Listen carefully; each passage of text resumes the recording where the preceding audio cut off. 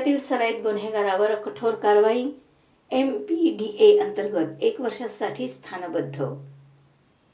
विटा पोलीस ठाणे हद्दीतील सराईत गुन्हेगार सुशांत उर्फ हरी दिनकर वायदंडे वय 24 राहणार अळसंद तालुका खानापूर जिल्हा सांगली याला MPDA ॲक्ट अंतर्गत 1 वर्षाच्या कालावधीकरता स्थानबद्ध करण्याचा आदेश पारित करण्यात आला आहे. हा आदेश अशोक काकडे जिल्हा दंडाधिकारी तथा जिल्हाधिकारी सांगली यांनी दिला.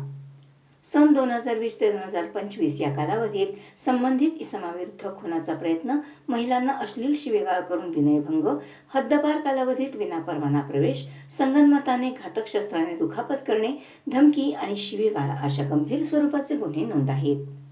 परिसरात दहशत निर्माण करून कायदा आणि सुव्यवस्थेला बाधा आणल्यामुळे त्याच्यावर प्रतिबंधात्मक कारवाईची प्रक्रिया राबवण्यात आली.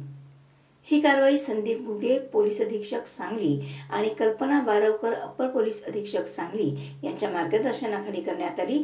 तसेच विटा उपविभागाचे उपविभागीय पोलीस अधिकारी विपुल पाटील, स्थानिक गुन्हा अन्वेषण शाखा आणि विटा पोलीस ठाणे येथील अधिकाऱ्यांनी या कार्यवाहीत सक्रिय सहभाग नोंदवला.